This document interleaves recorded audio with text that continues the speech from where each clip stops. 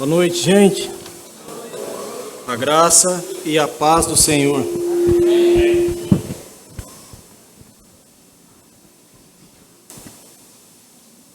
Vamos lá.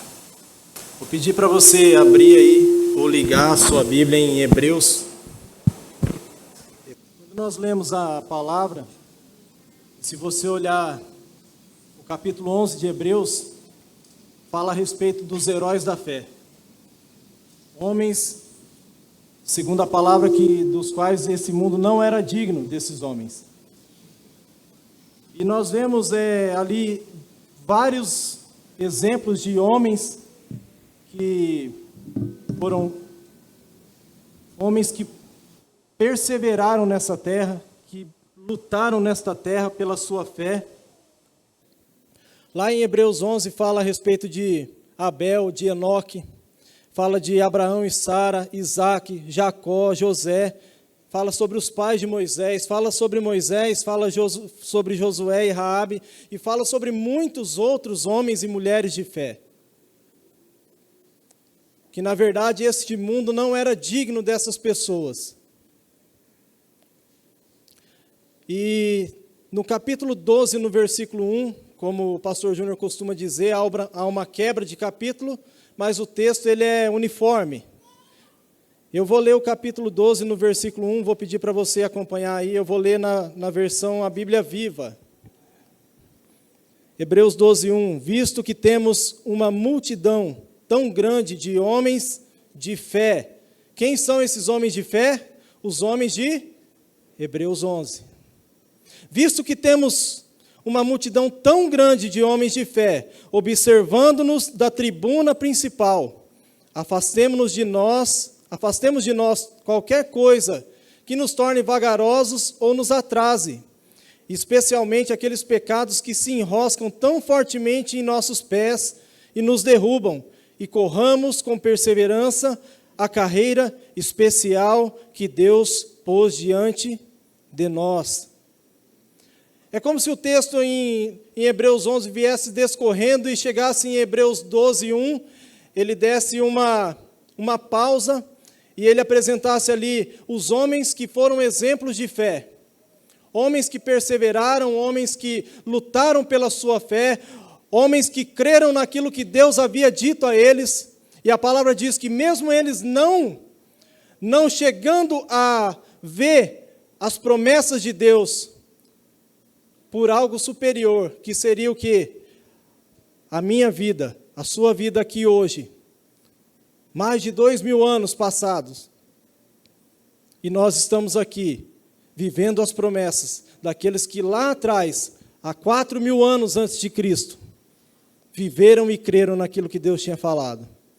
E é como se o texto tivesse um corte, e aí em Hebreus 12, no versículo 2 até o versículo 4, a Bíblia diz assim: mantenhamos o olhar firme em Jesus, o maior dos heróis. A minha Bíblia não diz isso, nem a sua, mas ele é o maior dos heróis. O nosso líder e orientador. Ele esteve pronto a padecer uma morte vergonhosa na cruz, por causa da alegria que sabia que depois ia ter. Isaías, no capítulo 53, no versículo 11, diz o quê? Ele verá o fruto penoso do seu trabalho e ficará feliz, e ficará alegre. Hebreus 12, 2 está dizendo o mesmo que Isaías 53, 11.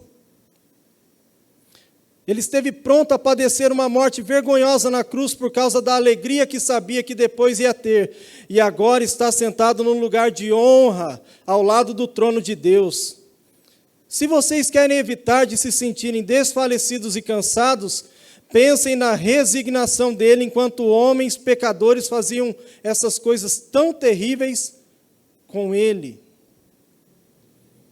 Irmãos, eu estive pesquisando um pouco a respeito do que seria resignação.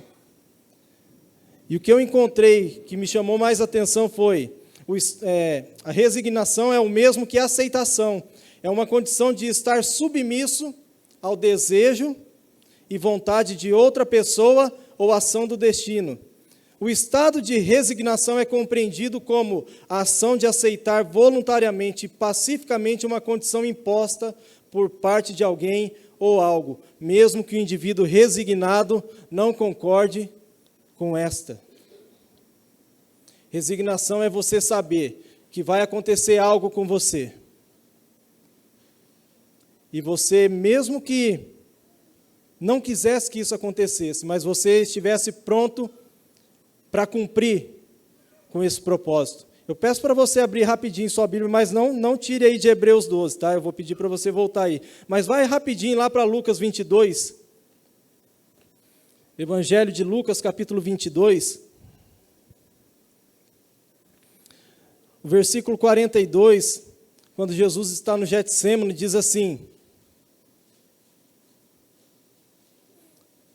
Pai, se queres, passa de mim este cálice, contudo, não se faça a minha vontade, e sim a tua. Resignação.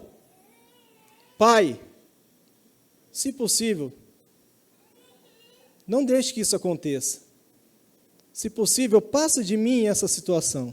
Mas que não seja a minha vontade, seja a tua. Eu estou disposto a fazer aquilo que é a tua vontade. Jesus está falando. Versículo 43, então lhe apareceu um anjo do céu que lhe confortava. Estando em agonia, orava mais intensamente. E aconteceu que o seu suor se tornou como gotas de sangue caindo sobre a terra. Olha só o que diz o versículo 4 lá de Hebreus. Se você voltar lá para o capítulo 12, versículo 4 de Hebreus, diz assim: afinal de contas, vocês ainda não lutaram contra o pecado e a tentação, ao ponto de suarem grandes gotas de sangue.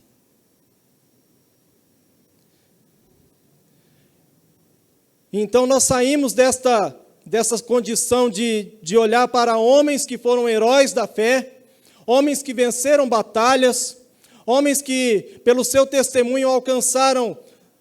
Nós falamos até hoje dos pais da fé, nós falamos de Abraão, de Isaac, de Jacó, nós falamos de Moisés, homens que deixaram um legado para toda a eternidade. E agora no versículo 2 até o versículo 4 nós falamos de Jesus, aquele que abriu mão de toda a sua glória, aquele que abriu mão de tudo que lhe cabia, tudo que lhe era direito, e que veio a esta terra, sofreu na carne, sofreu no meu e no seu lugar. E o sofrimento de Jesus foi para quê? Para que nós pudéssemos ser reconciliados com Deus. Para que nós pudéssemos voltar a ter comunhão com Deus. Já foi falado aqui que quando Jesus, naquela cruz, ele expirou e deu o brado, está consumado, o véu do templo se rasgou de cima a baixo, e hoje nós temos livre acesso a Deus. Hoje nós temos liberdade de chegar diante de Deus. Isso para mim é algo tremendo, maravilhoso. Então nós saímos da condição de ver homens, tantos homens que foram heróis da fé, e olhamos para Jesus, o autor e consumador da nossa fé. Alguém que é maior, alguém que é supremo, soberano. Mas eu quero que você continue aí em Hebreus, nós vamos acompanhando aí o versículo 5. Já se esqueceram completamente as palavras animadoras que Deus falou a vocês, que são filhos dele? Irmãos, isso aqui para mim é loucura. É animador, mas é loucura. Ele disse: meu filho, não fique irado quando o Senhor castigar você. Não fique desanimado quando Ele tem que lhe mostrar que você está errado. Quando Ele castiga você, isso prova que Ele o ama. Quando Ele o açoita, isso prova que você é verdadeiramente filho dEle. E hoje a gente ouve falar desses termos, né? Eu quero citar esses dois verbos, principalmente do versículo 6. Quando Ele castiga, Ele prova que te ama. Quando Ele açoita, prova que você é verdadeiramente filho dEle. Açoitar e castigar me parece pesado, não é verdade? No mundo que nós vivemos hoje, eu não vou falar que é um mundo frágil, mas são palavras que parecem que soam pesadas. Mas para nós temos que olhar para estas palavras como uma correção de Deus. Deus nos trazendo para perto novamente.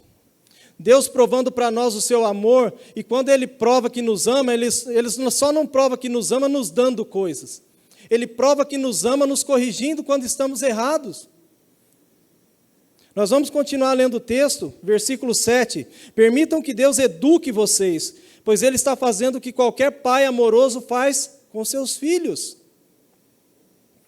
Pois quem já ouviu falar de um filho que nunca foi corrigido? Se você já ouviu falar, você vai ser exceção. Qual é o pai que não corrige um filho? Se Deus não os castiga quando é preciso, como outros pais castigam seus filhos, então isso significa que, afinal de contas, vocês não são realmente filhos de Deus. E que vocês, na verdade, não pertencem à sua família. Esse doeu, né? Versículo 8 é pesado. Se Deus não os castiga quando é preciso, como outros pais os castigam, significa que vocês não são realmente filhos dele. Mas eu tenho certeza que Deus tem apertado a todos nós de certa forma. Em alguma área da nossa vida, Deus tem corrigido.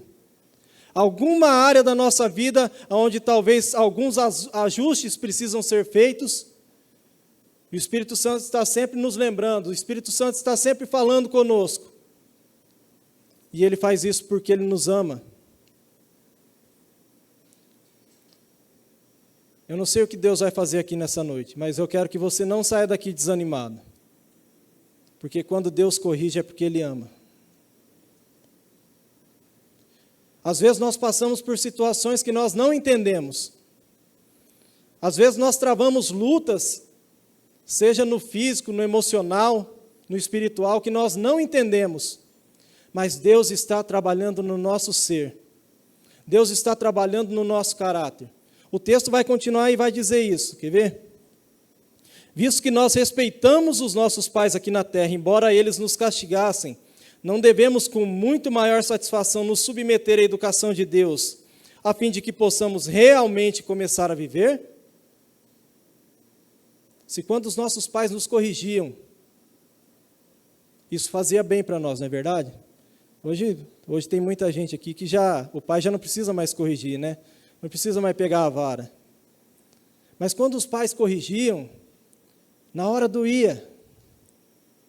Na hora ficava até, como o pastor Júnior colocou aqui, às vezes lá na frente não vai entender o porquê daquela regra na casa. Ah, mas por que o meu pai e minha mãe fazem isso? Por que eu tenho que andar dessa forma? Mas aí a gente vai entender. Lá na frente, quando Deus nos corrige, talvez Ele está corrigindo muito mais do que situações, Ele está corrigindo a nossa rota, para que nós não venhamos entrar em situações que vão nos levar à perdição. Se você analisar esse texto, está falando de advertência, por quê? Porque o pai corrige o filho para que ele não descarrile, desande. Versículo 10. Nossos pais terrenos nos educaram por uns poucos e curtos anos, fazendo por nós o melhor que eles sabiam fazer. Porém, a correção de Deus é sempre boa. E para o nosso maior bem, a fim de podermos participar da santidade dEle. Nossos pais nos corrigiam por pouco tempo. Por determinada quantidade de anos, nós fomos corrigidos pelos pais. E aí casamos, saímos de casa, formamos família, alguns ainda não. Mas Deus sempre nos corrige. Para quê? Para nos levar a um lugar de santificação. E aqui eu começo a entrar no tema dessa mensagem.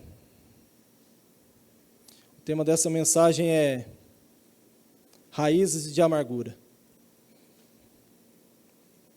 Porque até aqui, a palavra de Deus está propondo que Deus quer nos abençoar, ou Deus quer nos corrigir, para que nós venhamos ser participantes da santidade dEle.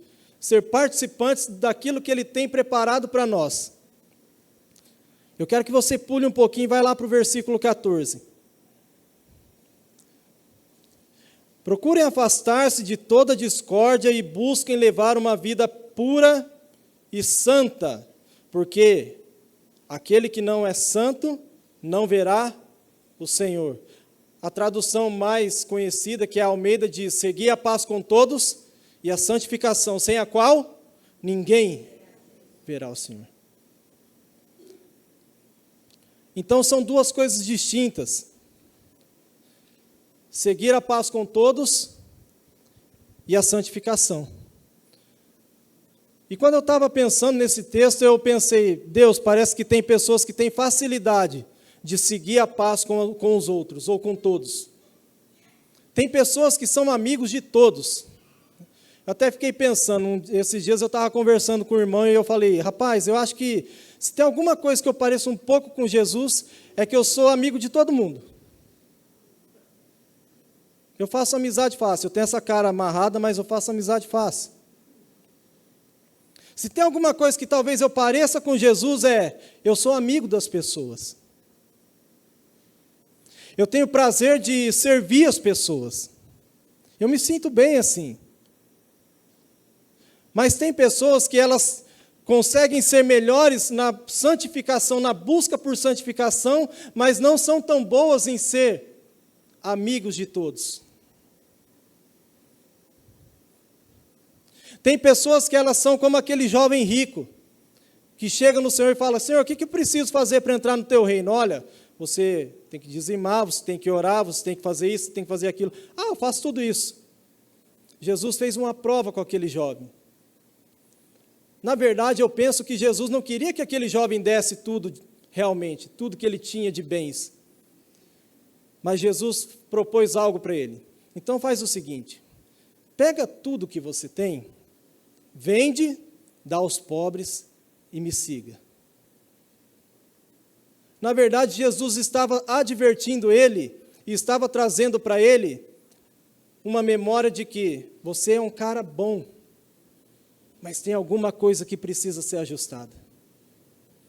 Você é um cara que pratica muitas coisas boas, você é um homem que busca a santidade, mas tem algumas coisas ainda que você precisa soltar. Eu, Anderson, tenho muitas coisas que eu preciso soltar. Como eu disse, eu gosto de conversar, eu gosto de ter amizades. Aqui, se você não sabe, eu vou falar isso para os homens, as irmãs podem tampar os ouvidos, não precisa ouvir, mas aqui nós temos um time de futebol nessa igreja. E nesse time, irmãos, tem gente de todo tipo. Baianinha até riu. Tem uns meninos que você fala assim: meu Deus do céu, o que nós estamos fazendo no meio desse povo? Eu não sei se eu dou risada ou se eu falo: meu Deus, desce fogo do céu e mata todo mundo. Porque tem uns caras que são diferentes, mas o meu dever é mostrar para eles que, mais do que um momento de diversão ali, um momento que nós estamos nos descontraindo, é mostrar para eles que nós também temos um propósito, que é de apresentar Jesus para eles. Nós temos falado para alguns deles, mas o coração ainda resiste. O meu coração resiste muita coisa, quem dirá de uma pessoa que nunca frequentou uma igreja. E nós ficamos ali, conversamos, jogamos uma bola, vamos embora, e daí na outra quinta-feira é a mesma coisa. Irmãos, a vida, ela é a gente tem que ter jogo de cintura, né? Paulo disse: eu fiz-me de fraco para com fracos, fiz-me de forte para com os fortes, eu fiz de tudo para com todos, para de alguma forma, ou em algum meio, poder chegar a salvar alguns, nem todos, alguns. Então a gente vai aprendendo a lidar, a gente vai sendo lapidado. Esses dias eu estava ouvindo um pastor que eu gosto de ouvir, e um morador de rua chegou nele e falou assim: faz 2 anos que eu venho comer aqui de graça e eu nunca fui no teu culto. Ele falou: é verdade? É verdade, pastor, e nem quero ir. Amém, não tem problema, mas pode vir comer, não tem problema. Mas o senhor não fica revoltado? Por que o senhor dá comida para pobre? Porque Deus me chamou para fazer isso. Mas o senhor não quer que nós também nos convertamos? Claro que eu quero. Então, por que o senhor não se indigna quando nós só viemos aqui, comemos e vamos embora, Vamos lá, usamos droga ou bebemos, e no outro dia voltamos aqui só para comer novamente. Aí o pastor disse assim, porque na verdade, quando vocês vêm aqui almoçar, sou eu que sou tratado por Deus. Quando Deus me apresenta a vocês, Deus vai trabalhando cada dia mais no meu coração.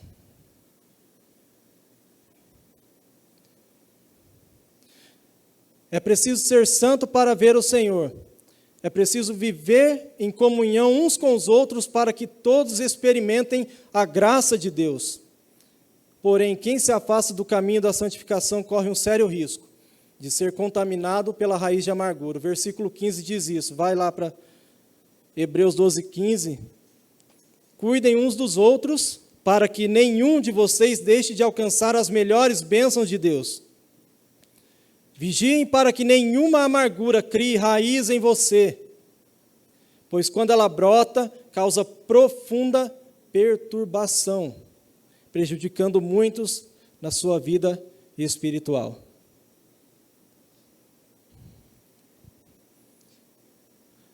Então eu até gostaria de voltar um pouquinho lá no versículo 10, porque o versículo 10 disse assim, que a correção de Deus, ela é sempre boa para o nosso maior bem, e para que nós possamos participar da santificação, da santidade dele. Agora o versículo 15 diz que nós não podemos deixar coisas, situações sendo criadas entre nós, e que isso venha brotar e venha gerar uma raiz de amargura.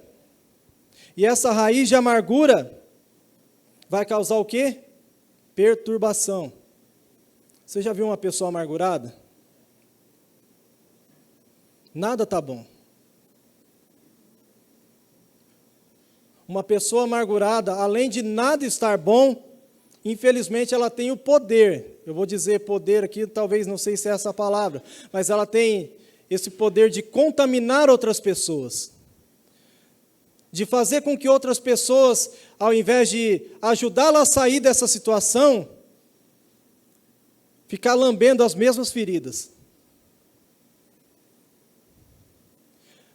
E a pessoa que fica amargurada,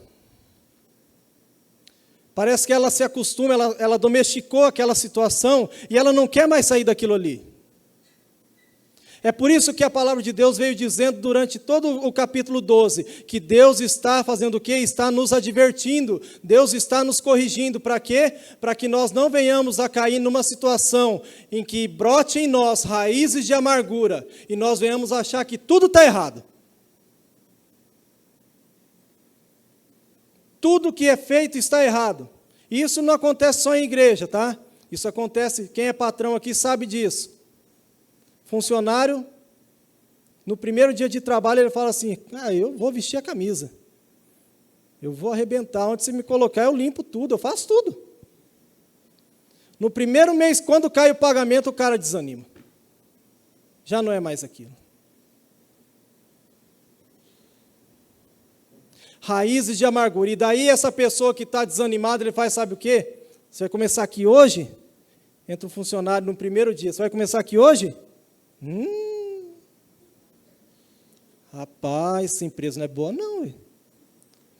Se tiver oportunidade, pode sair fora. Acontece isso ou não acontece? Eu já falei aqui, eu trabalho com um departamento pessoal, lido muito com pessoas. E eu lido com pessoas de vários tipos. Pessoas muito simples, que não sabem realmente o que estão recebendo ou o que estão fazendo. E pessoas que têm entendimento e usam o seu entendimento para fazer coisas erradas. Esses dias eu fiquei com dó de uma pessoa. Porque nós pedimos o comprovante de residência para fazer o registro. E a pessoa tirou uma foto da casa dela. Você acredita nisso? Eu estou te falando a verdade. Ela tirou uma foto da casa dela. A sorte, tá? A sorte que a casa dela tinha uma placa com o nome da rua e o número. Eu falei, glória a Deus, não preciso pedir o comprovante, né? Irmão, gente simples. que não sabem muitas vezes o que estão fazendo. Ao mesmo tempo que tem muita gente instruída e que está usando a sua instrução para o mal.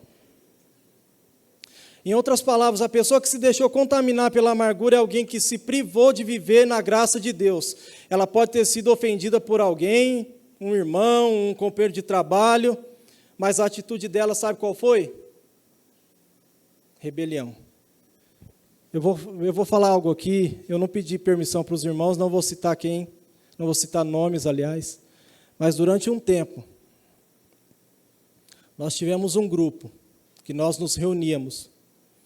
E algumas pessoas daquela reunião estavam envolvidas com o mesmo local de trabalho. E quanto tempo nós ficamos amargurados naquela reunião? Quanto tempo nós ficamos relutando naquela reunião e dizendo, por que isso está acontecendo? Por que as coisas estão sendo feitas da forma errada e nós estamos pagando por isso? Sabe, irmãos, eu creio que Deus quer nos curar essa noite. Às vezes eu fico com medo de ser muito almático. Acho que eu sou o mais almático que tem aqui. Mas eu vejo que muitos de nós estão enfermos na alma. Muitos de nós estão precisando liberar perdão. Contei esses dias no culto dos homens que encontrei um irmão numa outra igreja aí, e ele falou, rapaz, você não sabe o quanto você me ajudou lá atrás. Eu falei, não sei mesmo. Nós temos quase brigado. Ele falou, não, hoje eu sirvo a Deus. Hoje eu entendi o que é servir a Deus. E eu sou grato pelo que Deus fez através da sua vida lá atrás na minha vida. Eu falei, glória a Deus. Às vezes nós plantamos sementes e não vemos a colheita. Como esses homens de Hebreus 11. Homens que lutaram. Homens que perseveraram na sua fé. Homens que não viram o resultado da sua fé. Mas o dia que você chegar naquele grande dia, você vai encontrar Moisés, você vai encontrar Jacó, você vai encontrar Abraão, você vai encontrar Isaac, você vai encontrar todos esses homens que estão em Hebreus 11. Quem sabe, se o Senhor permitisse, pode até dar um abraço lá, obrigado. Seu exemplo serviu para mim demais.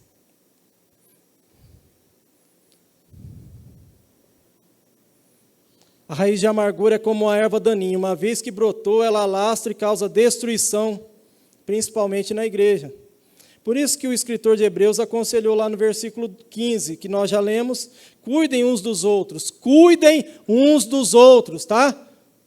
Irmão, se você vê que alguém está meio que descarrilhando, tenta ajudar. Se talvez ele não abriu o coração, conte para alguém que talvez seja mais próximo, mas tente ajudar. Para que nenhum de vocês deixe de alcançar as melhores bênçãos de Deus. Vigiem. Para que nenhuma amargura crie raiz em você, pois quando ela brota, ela causa perturbação, ela causa destruição. E muitas vezes nós andamos feridos, mas nós não queremos a cura. Nós estamos usando as feridas como autocomiseração. Nós estamos usando aquelas coisas que nos machucaram para dizer, olha aqui o quanto eu sofro. Olha o quanto que eu sofro. Me afrontaram, falaram coisas de mim, me caluniaram. E Deus está querendo promover cura no nosso meio. Deus está querendo promover cura na nossa alma. Você talvez não vai passar uma borracha lá no que aconteceu, mas quando você se lembrar de coisas que aconteceram lá atrás, isso nunca mais vai te trazer um peso. Por isso que o escritor disse, no versículo 1, capítulo 12, deixem todo o peso, deixem tudo aquilo que tem atrapalhado vocês a caminhar. E continuem na carreira que está proposta para vocês. Sabe uma coisa que nos frustra muito? É fazer aquilo que Deus não chamou para fazer. Eu, por exemplo, gostaria de cantar, mas Deus não me chamou para cantar.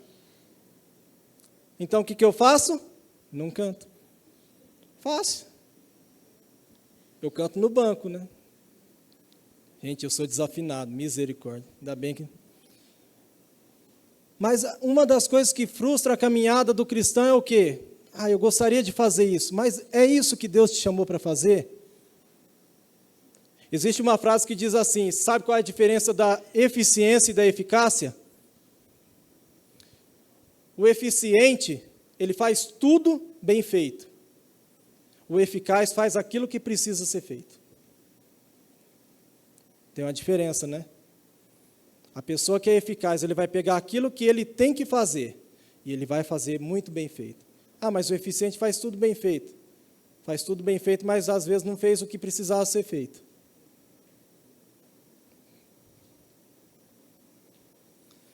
Eu quero que você abra sua Bíblia aí lá no Evangelho de João.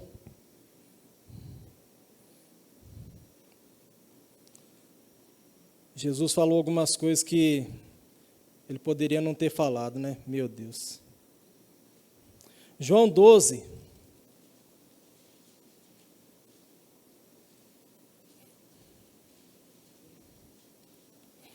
João capítulo 12, versículo 24 até o 26.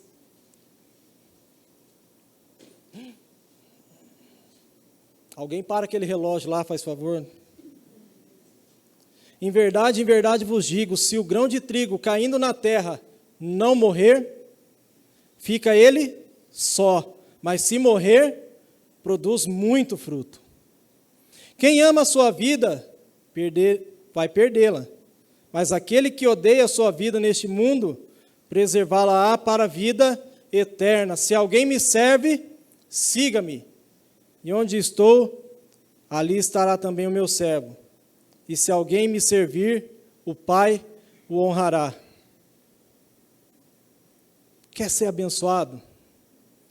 Quer que Deus dê uma virada de chave aí na sua vida? Morra para as coisas que te fizeram mal. É difícil falar isso. É difícil, mas, de certa forma, eu tenho algumas experiências com isso.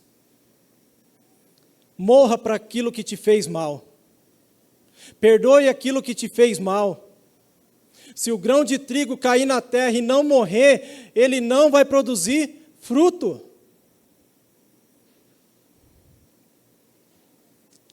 Eu quero encerrar voltando lá no versículo 16, e esse versículo ele não encerra o assunto, mas para mim ele fecha esse raciocínio. Hebreus 12, 16. Quantos lembram a história de Jacó e Esaú? O que Esaú fez? Certo dia ele estava com fome. Gente, eu conheço gente igual a Esaú, tá? Quando ele está com fome, ele vende tudo. Ele estava com fome. Foi-lhe proposto o quê? Jacó propôs para ele: me dê o teu direito de primogenitura, eu lhe dou um prato de comida. Um prato de lentilha, gente. Não foi costela. Não foi... Bom, tem gente que gosta de lentilha, né? Quem sou eu para falar também? Mas não foi a comida mais saborosa do mundo, e mesmo assim não valeria a pena. Mas o homem com fome, ele falou: do que vai me aproveitar isso? Você fica com o direito de primogenitura e eu mato a minha fome. Enfim, o versículo 16 lá de Hebreus 12 diz: vigiem para que ninguém se deixe arrastar por pecado sexual ou se torne negligente para com Deus, tal como fez Esaú. Por uma simples refeição ele vendeu seus direitos de filho mais velho.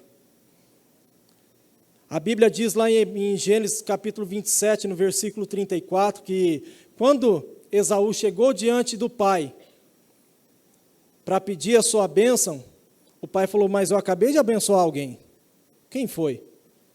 Esaú falou: foi Jacó, meu irmão. É por isso que o nome dele é Jacó.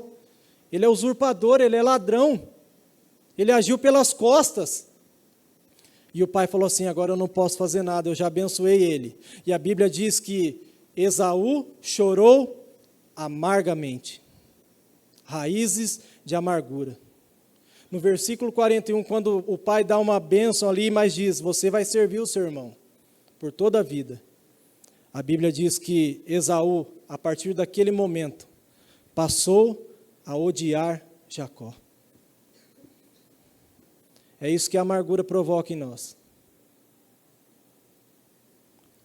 Quando eu olho para a pessoa que me ofendeu e eu não consigo liberar o perdão para ela, a minha vontade é que tudo vá mal para ela.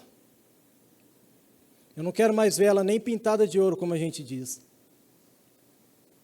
Passado muitos anos lá na frente, quando eles se reencontram, Jacó lutou com Deus. Deus tocou a sua coxa, Deus mudou o seu nome, Deus mudou a sua história, e Deus proveu um momento de reconciliação entre aqueles irmãos.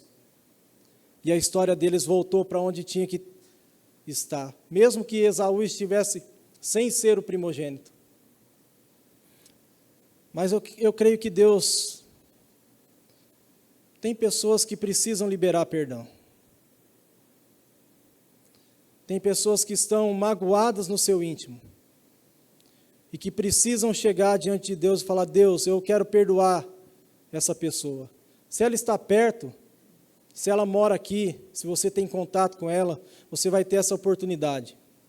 Se ela mora longe, você tem o WhatsApp. Não fica mais difícil. João, quando escreveu a sua terceira carta, ele disse a um dos seus discípulos, eu quero ver vocês, mas eu quero os ver pessoalmente.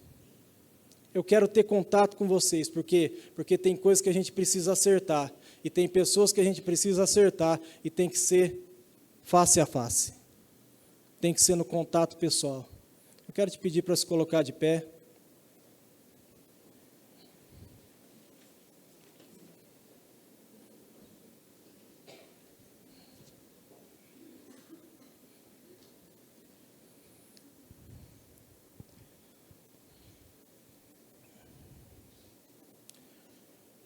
Vamos orar. E você coloca aí na sua mente, no seu coração, se há alguém que você precisa pedir perdão. O Senhor está aqui nessa noite. Ele está aqui para receber, assim como Ele já recebeu o nosso louvor, assim como Ele já foi adorado aqui, pelas músicas, pelos dízimos, ofertas, por tudo que foi feito nesse culto. Eu creio que agora Ele quer liberar algo sobre as nossas vidas, a vida daqueles que precisam liberar um perdão. A vida daqueles que foram feridos. Eu não estou tirando a sua razão, meu irmão e minha irmã. Eu não estou tirando a sua razão por ter se magoado com alguma situação. Mas o que eu quero te dizer, à luz do texto que nós lemos aqui,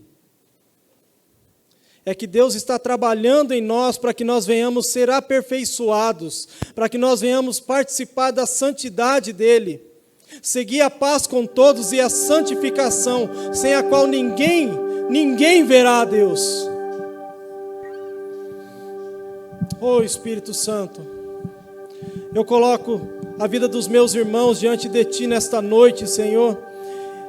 E eu quero pedir um toque especial do Senhor sobre a vida daqueles que têm ouvido esta palavra e que realmente têm pensado, Deus, eu tenho falhado nessa área. Deus, tem pessoas que eu nunca mais falei na minha vida. Tem irmãos, tem amigos e muito mais, tem familiares que eu nunca mais falei com eles na minha vida. Por quê? Porque algo aconteceu lá atrás. Deus, eu não tinha maturidade para entender que o Senhor poderia, através dessa situação,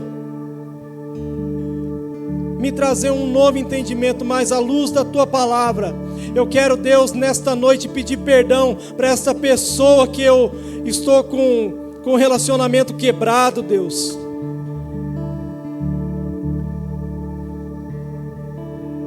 Irmão, você que tem, irmã, você que tem uma pessoa que você precisa pedir perdão, eu não queria te expor, mas eu queria pedir para você orar.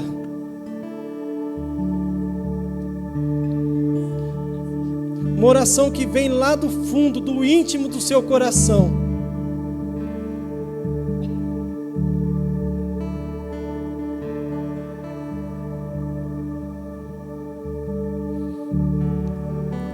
Irmãos da casa que talvez estejam em desconforto com alguns.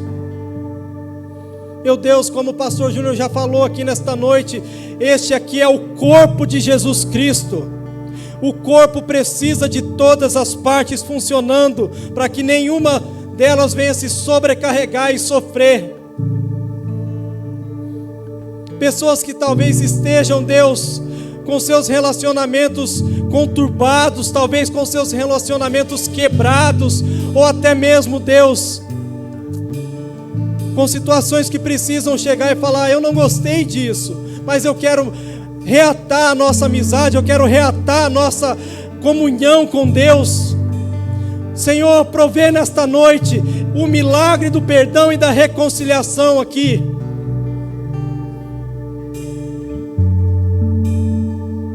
Que o Teu nome seja glorificado, Senhor. Que o Teu nome seja glorificado, Senhor. Que haja quebrantamento, como foi lido na abertura deste culto. Que haja quebrantamento da parte do Senhor. Há um coração quebrantado e contrito, o Senhor não despreza. Sabiamente instruído pelo Espírito Santo, Davi escreveu estas palavras: há um coração quebrantado e contrito, o Senhor não despreza.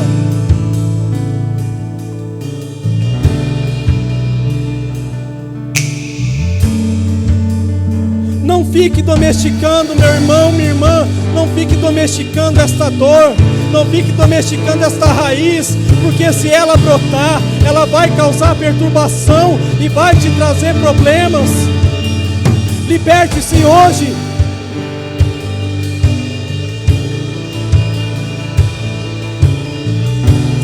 O poder do perdão coloca as algemas do céu sobre o império das trevas.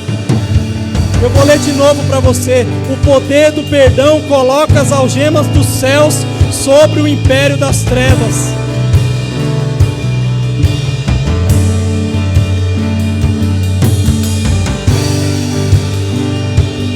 Eu não quero me prolongar, os irmãos vão estar ministrando aqui, mas se você sentir algo no seu coração, vem aqui à frente. Se de repente você precisa se deslocar, você precisa ir embora, nós queremos abençoar a sua vida, que você tenha uma semana cheia da presença, da graça de Deus. Mas se de repente você sentiu no seu coração: Deus, eu preciso de um toque do Senhor nesta noite, nós vamos estar aqui orando. Amém, que Deus abençoe.